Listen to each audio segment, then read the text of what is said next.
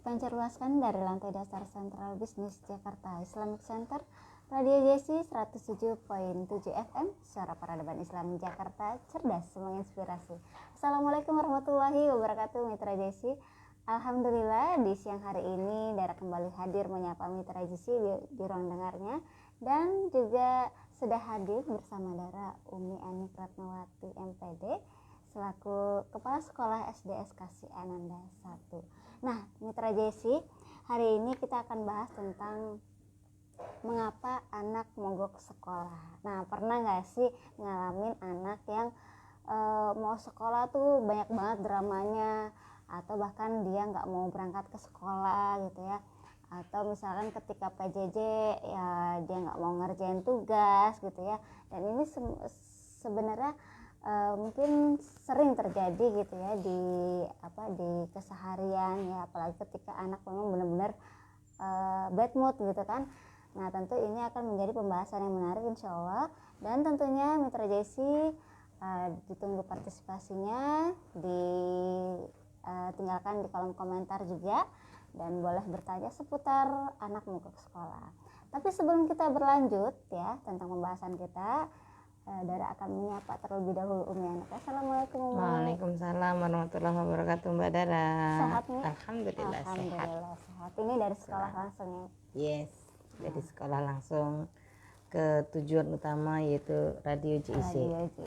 Radio yang dicintai umat. Masya Allah, amin amin ya rabbal Amin ya rabbal alamin. Dan tentunya datangnya Umi ke sini untuk berbagi ilmu kepada Mitra JC. Sharing ya, sekedar sharing. Tema kita hari ini tentang anak mogok sekolah ya. Kenapa tema ini? Aku pikir yang namanya mogok itu hanya adalah mobil ya. Ternyata ada anak yang mogok sekolah. Mogok, kalau mogok itu nggak mau jalan ya Mbak ya. Benar-benar mau didorong juga nggak mau jalan gitu. Artinya mogok sekolah. Kenapa tema ini menjadi sangat penting? Karena mau tidak mau kita harus menyadari bahwa pendidikan ini adalah sebuah cara atau langkah untuk mendorong anak-anak untuk memberikan ilmu, menggali potensi diri, sehingga mengetahui karakteristik anak, mengetahui potensi-potensi anak melalui dari pembelajaran. Nah, ketika anak mogok belajar, ketika anak tidak mau ke sekolah, maka akan terganggu potensi akademik dan non akademiknya. Maka inilah yang melatar belakangi kenapa kita harus bahas nih, kenapa sih kok anak-anak mogok gitu, mogok sekolahnya ya Mbak Dara ya. Oke. Tadi ya kalau berbicara mogok itu dia nggak mau jalan ya. Jadi walaupun didorong tetap aja gitu ya. Kalaupun sekalinya berangkat mungkin nggak akan masuk tuh materi yang disampaikan. Betul. Atau bahkan dia uring-uringan ya, berantem dulu dengan orang tua ya. Tadi yang malas bangun dan lain-lain itu. Atau berangkat ke sekolah terpaksa, di sekolah pun bermasalah gitu. Ya, bermasalah, bisa jadi dia mengganggu temannya, atau bahkan dia tidak mau masuk kelas, atau tidak sampai ke sekolah. Nah, melipir ke tempat yang lain. Melipir tidak sampai ke sekolah. Oke. Nah, yang perlu kita kenali nih, biasanya anak itu mogok sekolah atau mulai kelihatan dia nggak mau sekolah ini apa sih gejalanya? Begini Mbak Dara ya, anak-anak ini kan punya rasa ya. Maka anak-anak ini menjadi sebuah manusia yang unik, manusia yang penuh rasa gitu ya. Perlu disadari bahwa anak-anak ini juga memiliki harga diri, yang memang harga diri ini harus kita jaga. Tetapi ketika anak-anak harga dirinya sudah merasa tidak nyaman, merasa ada yang mengkhawatirkan, merasa takut, maka ini penyebab anak-anak tidak mau masuk ke sekolah. Kalau mau didefinisikan Mbak Dara, kita harus bisa sebagai orang tua ya, harus bisa membedakan mana ketika anak mengalami kekhawatiran, mana ketika anak mengalami ketakutan, atau bahkan anak masuk ke dalam fobia sekolah, atau sehingga berakhir pada mogok sekolah. Itu. Kalau mau didefinisikan secara lugas. Apa sih yang disebut dengan kekhawatiran itu? Kalau kekhawatiran itu anak-anak takut tetapi belum melihat objeknya. Takut Ya, tapi belum melihat objeknya. Kita takut terhadap ular, misal. Kita tidak pernah melihat ular, hanya takut mendengarkan saja. Itu sebenarnya belum takut, tapi benar itu masih dalam tahap kekhawatiran. Jadi khawatir itu kadang-kadang anak-anak khawatir di sekolah nggak punya teman, khawatir gurunya galak gitu ya. Nah, itu juga bisa menjadi penyebab anak-anak yang menyebabkan mogok sekolah. Tapi ayah bunda harus memilah terlebih dahulu anak kita ini masih dalam tahap khawatir atau dalam tahap ketakutan. Kalau ketakutan memang anak-anak benar-benar bersinggungan dengan objek tersebut. Kalau ketakutan benar-benar bersinggungan terjadi terjadi benar-benar bersinggungan dengan objek yang dikhawatirkan tadi. Maka itu masuk ke dalam ketakutan.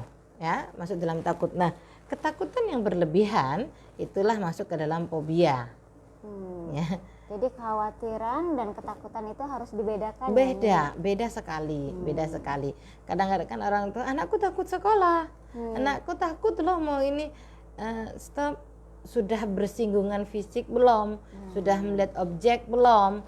Kalau belum melihat berarti masih khawatir. Masih khawatir. Artinya kita hanya perlu menetralisir ya, menyederhanakan pola pikir anak. Tetapi ketika sudah masuk ke dalam ketakutan, nah ini yang harus kita lihat lebih dalam. Artinya anak sudah melihat objek, ada apa nih dengan objeknya? Lebih berat ya? Iya, ada apa nih dengan lingkungannya kok sampai anak saya mengalami ketakutan? Nah, dari ketakutan ini kalau tidak segera diselesaikan, maka anak masuk ke dalam fobia. Ya, fobia ini nanti anak merasa ketakutan yang berlebihan. Ini masuk ke dalam fobia ya Mbak ya. Nah, fobia inilah yang menyebabkan fiksasi ya. Fiksasi itu di mana mental anak-anak ini sudah terkunci. Fiksasi. Jadi sudah fobia, ketakutan yang berlebihan, akhirnya masuk ke dalam fiksasi yang di mana mental anak itu sudah terkunci. Udah nggak bisa lagi gitu, nggak bisa lagi kita sederhanakan. Kenapa kok terjadi ficasi ini? Karena anak tidak mampu mengendalikan ketakutannya yang berlebihan. Nah, sehingga kalau dampaknya ekstrim seperti ini, traumanya sampai ekstrim, maka akan mengganggu perkembangan potensinya, baik akademik maupun non akademik. Ini ya, kekhawatiran juga kalau berlebihan bisa berat juga kasusnya ya. Khawatir, belum tahu, dia belum pernah bersinggungan dengan objek. Jadi kalau ada anak yang mau berangkat sekolah, misal di tahun pertama dia masuk sekolah, anak umur 7 tahun, tiba-tiba dia menangis, menurut kita takut gitu ya. Ayah bunda juga masih harus mengelompokkan bahwa sayang, kamu nggak usah takut gitu.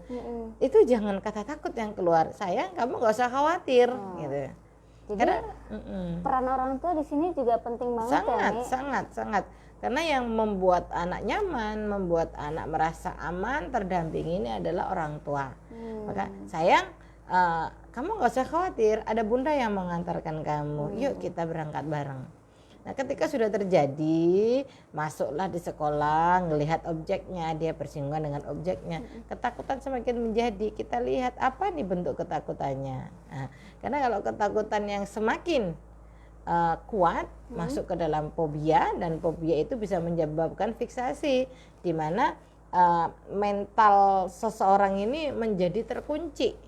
Terkunci yang disebabkan oleh perasaan ketakutan yang sangat ekstrim ya, sangat kuat, sehingga dia tidak mampu berpikir logis ya, lebih kepada itu Mbak Dara ya. Ini harus kita terutama kita kita pilah-pilah mana anak takut, mana yang khawatir atau masuk ke dalam fobia. jadi ada 3 ya. Mm-mm, mm-mm, Khawatir, mm-mm. takut, Dan fobia. Kalau sudah fobia ini khawatir yang berlebihan sehingga anak menjadi mogok sekolah, ya wis nggak mau berangkat ke sekolah.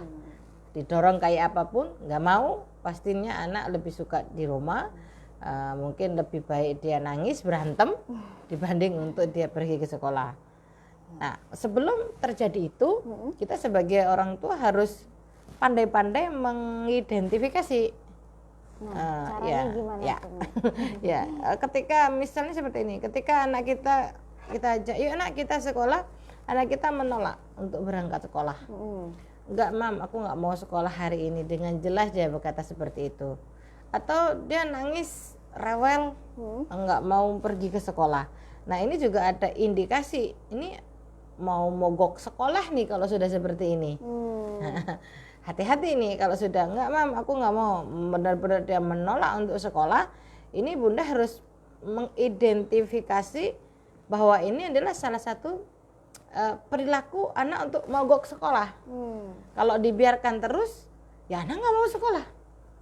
Gitu. Kalau tidak mau sekolah, akhirnya perkembangan potensi dirinya akan terhambat. Nah, nih sebelum kita lanjut, ketika kan ada tuh anak ketika diajak, ayo sekolah yuk, nggak mau gitu, di rumah aja misalkan kayak gitu nih. Ada yang anak yang malas. Nah, ini membedakan gimana? Antara dia malas dengan khawatir atau takut. Ada anak yang kalau diajak sekolah tuh malas, tapi ketika sudah di rapi gitu ya, tapi dia berangkat juga gitu. Malas ini kalau hanya anak malas pergi ke sekolah, ini bisa dimotivasi. Kalau malas itu hanya bisa dimotivasi. Ya, dapat dimotivasi dengan berbagai hal, baik dari segi psikologinya atau kita memberikan fisik ya, memberikan misalnya hadiah dan lain-lain. Kalau hanya malas itu bisa dimotivasi. Tetapi kalau sudah mogok, motivasi itu tidak berlaku lagi buat mereka. Ya, lebih berat dibanding ketika anak memang sudah aku malas mau mikir, malas mau sekolah, malas mau ini, malas mau itu. Kalau anak malas mungkin bisa jadi salah satu identifikasi itu Mbak, mau mogok sekolah gitu. Maka kita bisa perlu menjadi salah satu identifikasi ya, salah satu ya, tetapi belum masuk kepada mogok ya, masih karena malas. Nah, faktornya apa nih kalau malas? Atau karena dia tidak bisa bangun lebih cepat sekolahnya, sehingga dia udah terlambat, udah nggak usah sekolah sekalian gitu ya. Lebih kepada keteraturan jadwal kepada motivasi gitu. Tidak lebih mungkin kalau mogok ini lebih kepada sebuah penyakit yang memang harus diselesaikan. Ya. Penyakit yang harus disembuhkan ya. Yang harus disembuhkan. Karena berbeda dengan rasa malas ya. Kalau malas ini bisa kita motivasi. Apa sih identifikasi lagi ciri-cirinya kalau anak ini sudah mau mogok? Tadi yang pertama nggak mau sekolah. Yang kedua itu kalau mau datang ke sekolah tetapi tidak lama itu dia minta pulang. Ya, nggak betah gitu ya. Iya, nggak betah, bukan berarti dia malas ya, memang ada masalah gitu. Ada masalah di dia ini, ada apa? Makanya nanti kita cari ini apa permasalahan anak sih mogok gitu. Nah, hari ini kita masih bisa baru mengidentifikasi terlebih dahulu.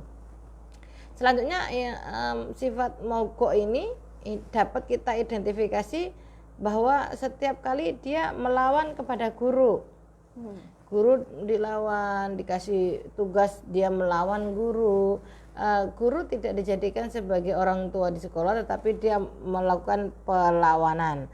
Terus menunjukkan ekspresi wajah, meminta belas kasihan ya agar guru memberikan dia untuk pulang gitu ya. Ada yang ngotot anak ya, kalau anak-anak yang agak ekstrovert marah dan dia minta pulang. Tapi kalau ada anak-anak introvert itu kalau sudah mau sakit, nah pura-pura ya, nah, seperti itu, dengan wajah memelas. Padahal sih dia sebenarnya identifikasi mogok dia mau mogok sekolah itu. Ya, dia sih mau mogok sekolah. Jadi tiap anak tuh beda-beda ya, Bu? Iya. Beda-beda gejala yang Iya, ditunjukkan. beda-beda gejala yang ditunjukkan. Maka kita sebagai orang tua dan guru tentunya harus pandai-pandai nih melihat anak ini kena apa ini. Kalau diterus-teruskan lama-lama seperti ini, maka nanti akan menjadi sebuah penyakit, yaitu mogok sekolah. Kalau sudah mogok sekolah sulit sekali, ya, sulit untuk kita bagaimana menyelesaikan. Tetapi tidak ada masalah yang tidak dapat diselesaikan ya Mbak Dara ya. Mungkin tidak masuk sekolah beberapa hari, kadang-kadang anak-anak ini sakit pusing, sakit perut, itu alasannya ya. Maka bisa nggak diizinkan untuk tinggal di rumah. Hal ini juga harus kita perhatikan. Kalau misalnya penyakitnya ringan, bisa diatasi, kenapa tidak sekolah gitu. Karena kalau kita memberikan keringanan kepada anak-anak, maka daya juang anak-anak untuk dirinya itu akan rendah. Maka biarkan anak-anak ini menyelesaikan segala permasalahan yang ada di sekolahnya supaya dia punya daya juang yang tinggi. Banyak Mbak Dara alasan anak yang seringkali mogok sekolah. Maka orang tua ini harus berhati-hati dan bijaksana dalam menyikapi perilaku mogok ini supaya memberikan penanganan yang tepat. Nah, sebenarnya karena kalau tidak memberikan penanganan yang tepat, yang terjadi adalah malah terjadi perpecahan ya, atau orang tua tidak boleh mengatasi anak ini hanya dengan marah, karena marah tidak menyelesaikan masalah ya. Mungkin kita kalau ada anak kita yang kita identifikasi masuk dalam ranah yang tadi kita sebutkan, kita bisa berdiskusi dengan guru kelas, dengan sahabatnya ya. Terus bisa jadi kita juga introspeksi diri. Jangan-jangan kita yang terlalu kuat dalam menuntut anak. Tahu metode yang kita berikan kepada anak ini, metode pendidikannya tidak tepat untuk anak-anak kita. Maka ini juga menyebabkan anak-anak ini malas untuk pergi ke sekolah ya. Biasanya kalau anak-anak ini takut ke sekolah, takut pada pengganggu misal. Ya, biasanya seperti itu. Atau mungkin di sekolah sering diganggu sama teman. Iya, betul. Jadi anak-anak kadang menjadi korban bullying ya. Nah, anak-anak selain sakit tadi ya. Selain sakit tadi, mungkin di sekolah ada yang mengganggu, atau kalau misalnya dipalak ya, dipalak oleh teman-temannya, itu juga bisa menjadikan anak mogok sekolah. Enggak, aku takut ke sekolah. Karena ini sudah bersinggungan ya, Mi?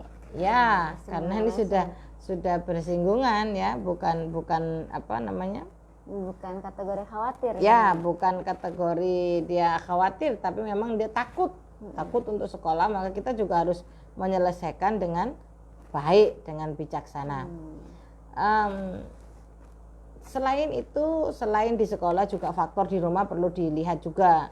Mungkin cemburu dengan adik bisa juga ya. Ini yang anaknya lebih dari satu ya? Ya, anaknya lebih dari satu. Biasanya anak-anak ini mogok sekolah juga kalau adiknya baru lahir gitu. Dia mogok sekolah, kenapa? Perhatian orang tua ke anak yang baru, sehingga dia merasa, oh sejak adik lahir saya tidak diperhatikan.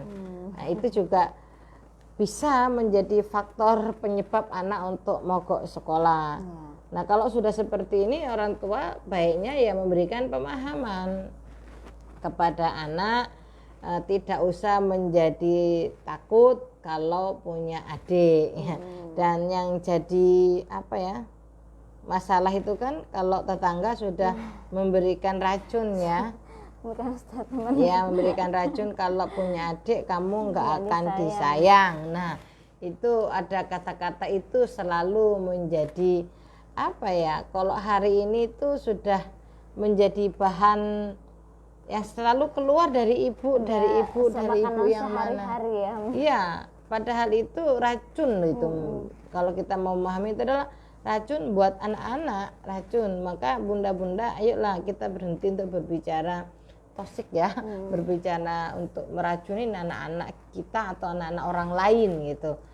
Jangan kita memberikan ucapan itu sebenarnya tujuan kita untuk menghibur mereka, tetapi sebenarnya itu adalah racun buat mereka. Sebenarnya mungkin dia nggak merasa ya, iya, nggak merasa itu hanya hiburan. Ayo lo, kamu nggak disayang, lo punya adik gitu. Iya. Tapi sebenarnya itu melukai perasaan sangat. kakak ya. Iya. Jadi makanya, iya Mi, sebelum itu Dara pernah dengar gitu ya, kalau kita mau ngejenguk orang yang habis lahiran dan dia punya kakak, bawa kado 2 itu untuk si kakak. Betul. Dan untuk si kecil, jadi kakaknya tuh nggak cemburu gitu. Betul. Kok adikku aja sih yang dikasih kado gitu ya. Ya, lebih baik seperti itu, jadi bijaksana ya. Atau kalau tidak mau membawa kado, tidak usah bawa kado semua. Atau kalau ada kado, ini buat kamu. Kalau ada tamu yang memang memberikan kado buat anak kita, maka kita sebagai orang tua kita ambil kadonya, ini buat kakak gitu. Ini buat kakak bisa kasih ke adik. Ya. Jadi diajarkan secara nggak langsung, diajarkan untuk berbagi juga ya. Betul. Sebenarnya mereka menyenguk kakak loh, kakak udah punya adik, bukan menyenguk adik, kan adik belum mengerti. Bisa sebenarnya orang tua untuk memberikan berbagai macam alasan sehingga dia semakin termotivasi untuk berangkat sekolah, tidak mogok ya, tidak malas, tidak mogok ya untuk pergi ke sekolah. Atau bisa jadi anak-anak ini tidak suka sama gurunya. Atau tidak suka dengan pelajarannya. Iya, benar. Tidak, tapi biasanya anak-anak ini pengalaman ya Mbak Dara ya. Bagaimanapun kecocokan itu tidaklah dapat dipaksakan ya Mbak Dara ya. Tidak, itu nggak bisa dipaksakan ya. Ya, betul. Ya, bisa saja anak itu tidak merasa cocok dengan gurunya, tetapi merasa cocok dengan guru yang satunya. Maka sebagai guru juga tidak perlu cemburu. Tidak perlu cemburu dengan guru yang memang disukai oleh anak-anak. Maka lebih baik diperbaikin metode pengajarannya, atau lebih baik kita memperbaiki pedagogi kita bagaimana menghadapi anak-anak. Nah, pas kalau sudah seperti ini kita tanya, oh apa sih kamu nggak mau sekolah, kamu mau gak sekolah? Aku males mam dengan guruku gitu, aku males dengan wali kelas ini. Kita bisa mengatasinya dengan datang ke sekolah, menyampaikan hal ini. Dan kalau di Kasihan Anda sendiri Mi, misalkan ada anak yang mogok sekolah, itu ternyata mogoknya itu karena dia nggak suka sama gurunya, misalkan. Terus tadi kan kamu bilang orang tua datang ke sekolah menyampaikan, berkomunikasi ya kan, karena pendidikan itu bukan hanya dari guru ke anak, tapi juga bagaimana berkontribusi, bersinergi antara orang tua dengan antara guru dan orang tua. Ketika ada yang menyampaikan bahwa oh anak saya nggak suka dengan guru ini, kira-kira apa yang dilakukan Kasihan Anda? Iya, memang ada beberapa anak yang seperti itu Mbak Dara. Nah, bagaimana cara mengatasinya? Yang pertama, ketika anak mogok sekolah, kita melakukan home visit. Home visit, apa nih yang terjadi? Apakah di keluarga ada masalah? Oh, ternyata di keluarga tidak ada masalah, baik-baik aja. Berarti mari kita kembalikan ke lingkungan. Adakah teman-temannya yang mengganggu? Oh, tidak ada. Oke, kita kembali lagi ke sekolah. Apa nih yang jadi masalah? Oh, saya tidak suka dengan gurunya. Gurunya yang misalnya yang terlalu memberikan beban PR yang terlalu banyak, itu bisa jadi. Atau menerangkannya terlalu cepat, itu bisa jadi. Maka yang menjadi kita solusi yang pertama adalah kita berikan pemahaman kepada guru bahwa memang ada keluhan seperti ini. Dan keluhan-keluhan ini hendaknya akan menjadi perbaikan pengajaran di kemudian hari jika kita sebagai guru. Lantas bagaimana solusi yang terbaik atau jangka pendek untuk menyelesaikan masalah anak ini? Kita pindahkan kelasnya. Kita pindahkan kelasnya, kita kasih guru yang memang cocok dengan anak ini. Bagaimana kalau memang di kelas ini cuman 1 rombel gitu ya, tidak 2 rombel, itu bisa saja diselesaikan. Mungkin guru kelasnya memang tetap dia, tetapi anak ini diberikan guru pendamping. Guru pendamping. Apa yang menjadi keluhannya? Mari berkeluh kesah. Pasti anak ini ada salah satu di antara beberapa banyak guru itu yang cocok dengan dirinya, yang bisa mengerti perasaannya, yang anak juga bebas untuk menyampaikan perasaannya, dan itulah yang akan dijadikan sebagai guru pendamping untuk anak-anak, supaya anak-anak ini tidak mogok sekolah atau tetap dia aktif ke sekolah, senang untuk berangkat ke sekolah. Tapi tidak hanya itu, tidak hanya nggak suka sama guru, kadang-kadang putus teman, putus persahabatan, itu juga menjadikan anak-anak mogok gitu ya. Kompleks Mbak Dara ya, kompleks ya. Anak-anak ini biasanya lebih baik kalau sudah diputuskan grup, tidak dari grup teman-temannya nggak ditemenin gitu. Atau dikeluarkan dari grup WA ya. Terus itu bisa menjadikan anak-anak malas untuk sekolah sampai segitu ya. Iya sampai segitu. Anak-anak ini emang unik sih ya. Jadi dia tidak mau bersemangat lagi untuk pergi pagi ke sekolah. Kenapa? Karena temanku nggak mau main sama aku. Kamu tahu dari mana aku dikeluarkan dari grup WA? Padahal tidak tahu temannya nggak sengaja mungkin mengeluarkan ya. Karena ada juga karena kemarin terjadi pertentangan yang sangat hebat. Kenapa tidak diberikan bom like gitu? Itu juga sudah ya. Itu saja menjadikan anak-anak ini berantem ya. Berantem dan itu hebat. berakhir pada belajar. Oh iya, sangat itu sangat berakibat dalam proses belajar mengajar. Maka yuk kita melihat tidak hanya dari kacamata anak guru, tetapi anak, guru, lingkungan, persahabatan, orang tua. Maka kita harus lebih luas di dalam melihat berbagai macam fenomena apa yang menyebabkan anak-anak kita ini mogok, males, tidak punya semangat untuk berangkat ke sekolah. Nah, bagaimana kalau hal ini terjadi, kalau berantem dengan teman-temannya? Sebagai orang tua, monggo minta bantuan ke guru atau konselor. Seperti itu. Mediasi ya, untuk membujuk anak agar mau kembali bersekolah pertama. Nah, guru ini atau konselor menjembatani ya, atau memediasi supaya persahabatan anak ini terjalin kembali. Biasanya anak-anak yang seperti anak perempuan. Kalau pengalaman saya ini yang lebih sensi ini anak perempuan. Karena perempuan bermain dengan perasaan. Betul, itulah. Kalau laki-laki lebih kepada logika. Dia nggak mau nemenin, nggak apa-apa, aku cari teman yang lain. Oh iya, aku juga bisa bermain sendiri ya. Laki-laki mungkin lebih kuat memang ya. Itulah yang lebih harus kita harus kita pahami kondisi-kondisi kejiwaan anak ini. Atau bisa jadi dia tidak mau ke sekolah, mogok ke sekolah, tidak bisa lepas dari emaknya, tidak bisa lepas dari ibunya ya. Setiap hari tidak mau ditinggal atau sama ibunya, terus-terusan sama ibunya, tidak bisa lepas sama ibunya. Jadi ketika dia masuk ke sekolah yang harus berpisah dengan ibunya, itu membuat anak itu ketakutan yang luar biasa. Kenyamanan dia tidak merasakan kembali ya. Nah, kalau seperti ini nih kasus di mana anak nggak mau lepas dari ibunya, hal apa yang bisa dilakukan oleh orang tua? Orang tua ini tidak boleh ya seandainya ibu, maka ini lebih kepada orang tua harus menyiapkan mental anak ketika mau ke sekolah. Anak umur 7 tahun, 6 tahun ini sudah harus disiapkan mental untuk berpisah dengan orang tua. Lebih lebih lama, harus kita persiapkan. Yang pertama awalnya anak harus bisa pergi sendiri, yang didampingin orang tua, mulai kita biarkan anak untuk pergi sendiri. Biasanya kalau berteman sebelum sekolah, berteman dengan mungkin usia 4-5, ketika berteman ditungguin oleh emaknya, oleh ibunya ya.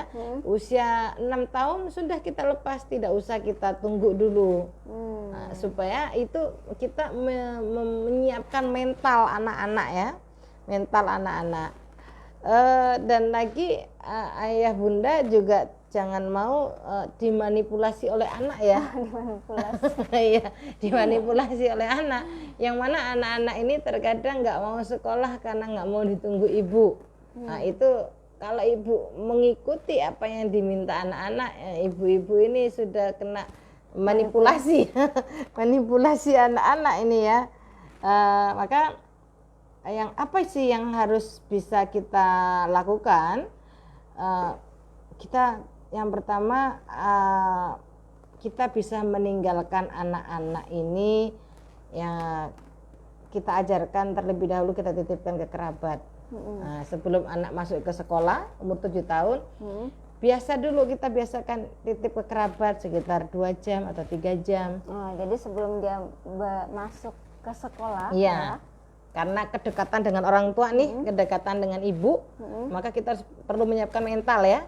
Titipkan ini ke orang terdekat dulu. Supaya gitu ya. Yes.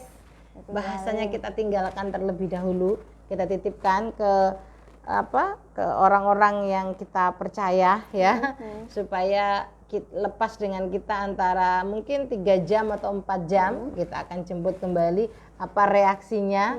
Mungkin reaksi pertama anak akan nangis ya, gitu ya. Nyari, aduh luar biasa.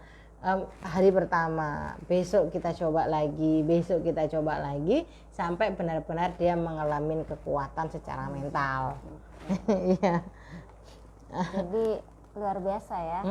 Harus benar-benar jeli orang tua itu mengidentifikasi atau mengenali karakter anaknya.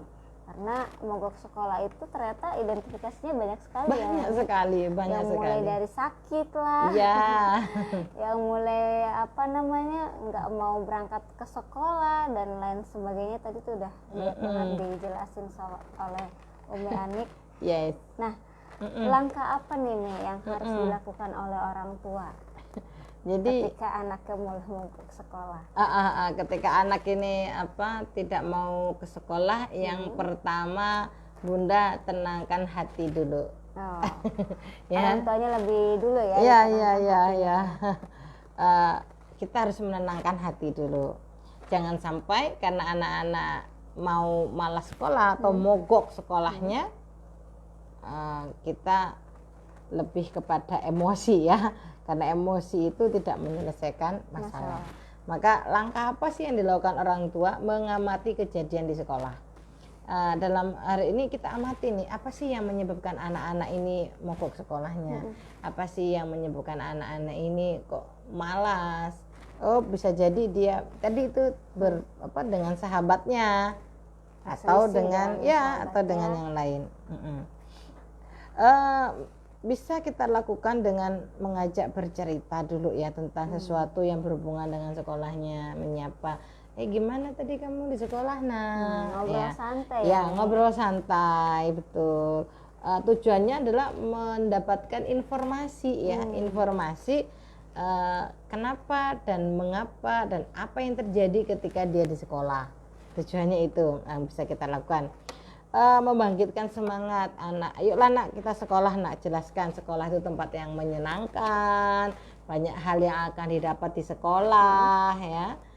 Bisa jadi kalau tidak bisa dengan ucapan, kita bisa melakukan dengan media, buku yang bergambar ya, buku bergambar-gambar tentang asiknya sekolah. Sekolah itu membaca, kamu udah jadi membaca loh. Membaca itu nanti kamu bisa membuka cakrawala dunia, membuka jendela dunia. Kok bisa sih? Ya, kamu nanti akan diajarkan berbahasa, artinya kamu bisa pergi kemana-mana yang kamu suka ya. Itu terus jangan lupa juga kita menggali bakat dengan mengetahui kelebihan anak itu. Dengan apa sih bakat anak-anak ini, itu yang harus kita berikan kepada anak-anak. Oh, bakatnya apa nih? Oh, menari. Yuk nak, di sekolah itu ada menari loh. Seru loh, itu yang harus kita berikan. Oh, di sekolah ini ada ekskul futsal. Oh, ada. Oke. Jadi di sekolah itu ada teman-teman yang baik-baik loh, teman kamu tadi dapat salam loh dari teman yang si A, walaupun sebenarnya enggak. Ya. Itu kategori bohong kali. Itu kategori untuk memotivasi anak gitu. Memotivasi ya. anak. Terus kita bohong nggak sih nanti kalau ditanya? Ya kita tetap ketika ketemu kamu nanti kita tetap ngomong, kamu kangen ya sama ini ya. Tadi kamu ditanya. Kalau sudah ketemu anaknya ya kategori bohong nggak? Motivasi ya. Motivasi. Iya, tergantung motivasi ya. Terus kalau ketemu anak yang tidak menitipkan salam tapi kita katakan menitipkan salam, tadi kita cepat mengatakan, kamu udah saya salamkan loh kepada anakku. Kan kita tidak berbohong. Ya kan? Kamu udah saya salamkan loh pada anakku juga titip salam sama kamu. Artinya itu menjalin persahabatan ya. Kita mencarikan sahabat untuk anak kita. Oke. Nah, tadi langkah-langkahnya sudah ya, Mi ya? Ada lagi, Mi? Ya, pertama kalau memang benar-benar kita anak-anak ini benar-benar tidak mau pergi ke sekolah, yang pertama adalah Anda harus menerima ya, kita sebagai orang tua tuh menerima kecemasan yang ditampilkan anak ini dengan tenang. Biasanya kan anak cemas, anak memberikan reaksi yang negatif, ya kita jangan marah. Anak ngamuk ya jangan marah ya. Tapi terkadang itu nih yang sulit nih. Mungkin buat para orang tua, dimana apalagi pagi-pagi itu kan udah hektik banget ya nih ya.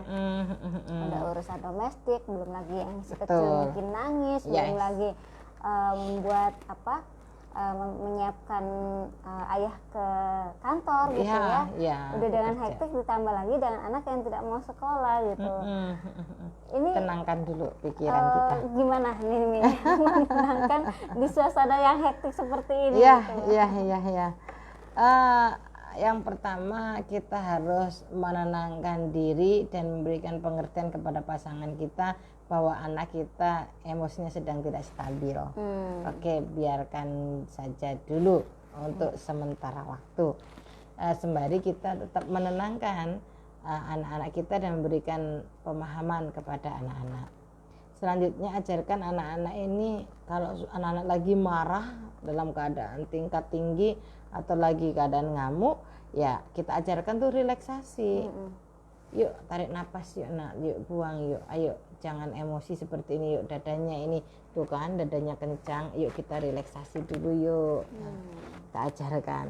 Nah, setelah anak itu relaksasi, maka kita ajarkan anak-anak itu untuk berbicara positif. Ayo nak, apa yang terjadi?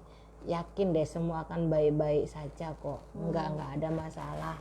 Nah, jadi kita sebagai orang tua ini memberikan kenyamanan kepada anak-anak kita.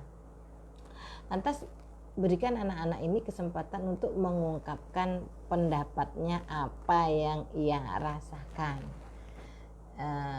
Jangan sampai kita memutus pembicaraan, maka berikan kesempatan. Atau paling tidak sebelum tidur kita ajak anak-anak kita untuk ngobrol, bicara apa nih? Ngobras. Obras ya. Obras bener. Nah, kita ajakkan anak untuk yuk kita berdoa dulu yuk. Akhirnya anak-anak untuk rileks ya, lebih rileks. Selanjutnya memastikan jam tidur, Mbak. Kalau jam tidur itu terlalu malam, ya besoknya anak malas sekolah, sehingga mogok ya kan. Nah, jadi tetap kita harus pastikan anak ini tidurnya tepat waktu. Nah, bagaimana kalau peran orang tuanya? Cari penyebab, jalan keluarnya. Yang pertama, bagaimana kita kalau mempunyai anak yang sudah males sekolah, mogok sekolah yang disebabkan oleh banyak hal. Kita sudah menemukan satu, misal yang kita lakukan memperkuat daya tahan psikologinya. Ini yang sangat penting. Bagaimana kita membentuk anak-anak untuk percaya diri kembali untuk masuk ke sekolah. Karena kalau sudah mogok, anak akhirnya tidak percaya diri untuk kembali ke sekolahnya. Merasa tertinggal pelajaran, aku dimusuhin teman, aku diledekin teman, aku dimarahin guru. Iya, banyak sekali. Ya, aku dimarahin guru. Nah, ini yang harus kita berikan kepada anak, memperkuat daya tahan psikologinya, psikologisnya ya, membentuk rasa percaya dirinya, terus menerapkan pola asuh yang tepat sehingga anak tahu mana yang benar dan mana yang salah. Kembali kita juga selain itu kita mendukung anak di berbagai bidang. Apa yang menjadi kesukaannya, apa yang menjadi hobinya, itu kita dukung sebagai orang tua asal positif. Yes. Dukung maunya anak asalkan positif. Yes ya. Atau mungkin ketika dia sedang mogok sekolah gitu ya, mungkin bisa kita refresh ya dengan sesuatu yang lebih lebih dia senangi ya, Mia. Iya. Kita bisa ajak pergi ya, bisa untuk jalan-jalan. Tapi yang bikin kita menjadi masalah ini adalah ketika anak tidak bisa mengungkapkan perasaannya. Ada anak yang seperti itu ya, Mia? Ada lah pastinya, Mbak. Ini tipe yang introvert. Dia introvert ya.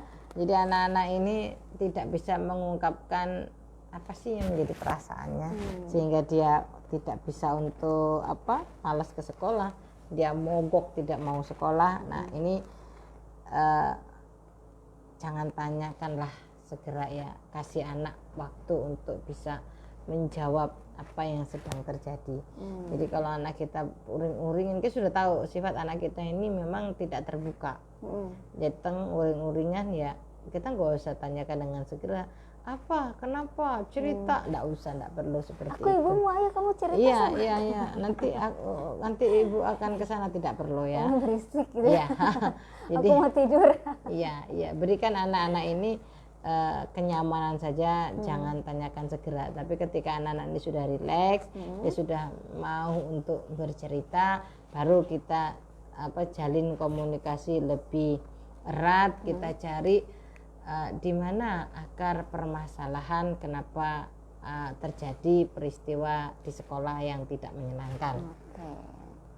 Jadi harus cari tahu kenapa anak itu mogok sekolah. Tadi ya sudah kita bahas ya, Mia. Betul. Menjadi orang tua juga jangan lupa, Mbak, harus membekali anak apa sih kemungkinan yang akan terjadi di sekolah. Apa kemungkinan yang akan terjadi di sekolah? Apa sih kemungkinan yang akan terjadi di sekolah? Bisa menceritakan, teman-teman kamu itu baik, tapi ada juga loh teman yang tidak baik. Kamu juga harus berteman dengan mereka.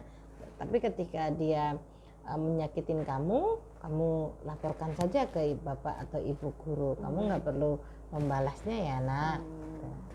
Itu jadi yang diajarkannya bukan untuk membalas ya. Iya. Jadi tetap kita harus mengatakan kepada anak kita bahwa di dalam sebuah ruang itu ada yang bersikap positif, ada yang bersikap negatif. Jangan ceritakan kepada anak-anak kita itu hanya yang senang saja, yang positif saja, yang senang saja, sehingga anak merasa hidup ini tidak ada masalah. Tetapi ajarkan anak bahwa hidup ada masalah. Jangan lari kita dari masalah, tapi bagaimana kita menyelesaikan masalah dengan bijaksana. Nah, bagaimana dengan guru ketika kita sudah mendapatkan anak yang mogok sekolah ini? Kita lihat juga apa sih yang telah terjadi. Kita lihat sarana prasarananya. Mungkin anak ini mogok sekolah karena dia ingin futsal tapi tidak punya sarana untuk futsal. Bisa menjadi dia mogok. Ingin voli tapi tidak punya sarana prasarana untuk voli. Bisa jadi dia mogok sekolah. Katanya ada voli, nggak taunya nggak ada. Katanya ada futsal, nggak taunya nggak ada.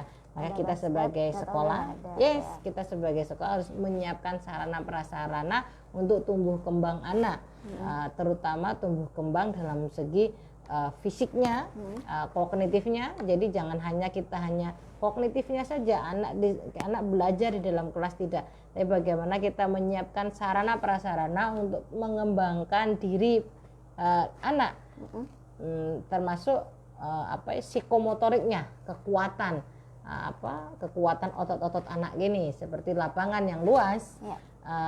peralatan misal bola atau hal-hal lain ya, misalnya kita menyediakan range bola, kita menyediakan lapangan yang sangat luas tadi sudah saya sebutkan. Kita siapkan lagi yang cewek-cewek mungkin ada puzzle, ada apa, ada ya. Nah, maka itu yang harus kita sebagai guru kita menengok, merefleksi apakah kita sudah menyiapkan sarana prasarana anak sehingga anak ini senang berangkat ke sekolah, betah ke sekolah, bahkan untuk diajak pulang itu dia tidak mau. Kemarin ada anak yang dijemput oleh orang tuanya, oleh supirnya. Saking betahnya di Ya, sekolah. oleh supirnya ditanya, mana Alexa gitu. Kebetulan anak ini kelas 2 Mbak. Sorry ya, kelas 3 mungkin ya, kelas 3 SD. Mana Alexa? Ditanya, Alexa mana? Sopirnya bertanya, kita ke guru, oke, kita cari Alexa. Kita cari tidak ada, kita pesan kepada teman-temannya, kita pesan kepada anak yang lebih gede kelas 6, coba cari Alexa di kelasnya. Dicari Alexa oleh anak kelas 6 ini di kelasnya. Alexa, anaknya menjawab tidak ada nama Alexa. Dia balik ke sopirnya, Alexa tidak ada, gempar itu semuanya.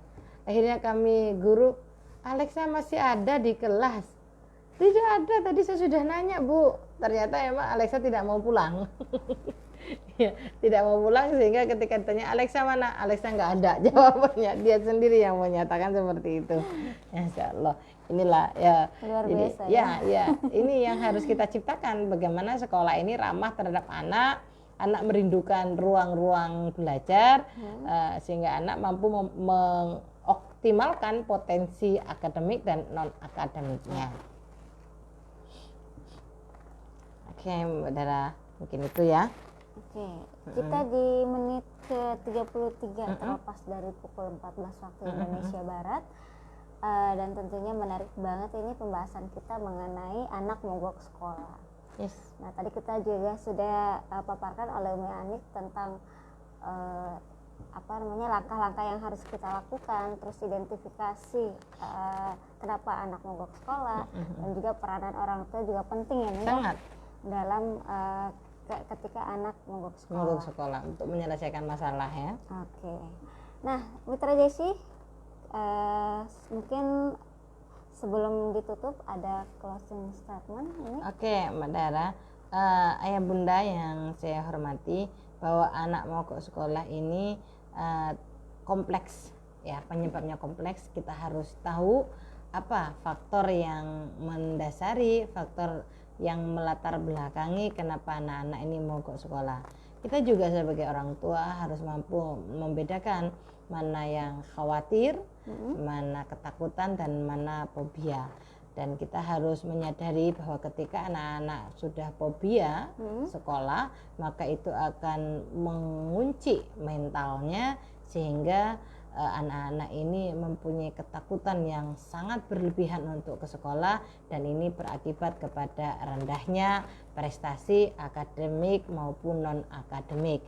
Maka kami sebagai guru di SDS Kasih Ananda sangat memperhatikan dengan baik, memperhatikan dengan benar, dan mengidentifikasi dengan tepat anak-anak yang mengalami mogok sekolah ini.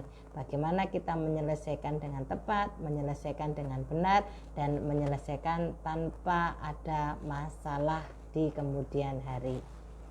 Oke, itu statement dari Umi Anik. Dan sebelum Dara tutup, Dara mau mengucapkan terima kasih kepada Mitra JC yang sudah memberikan love atau like-nya di tayangan kami. Ada Pak Lukmanul Hakim, Terima kasih Pak Oke, Pak Lukman. Lukman. Ada Bu Rosida. Halo, apa kabar Bu Masya Allah, Bu Rosida? Rosida. Ada Pak Ahmad Julianto Syah, ya, terima kasih Pak.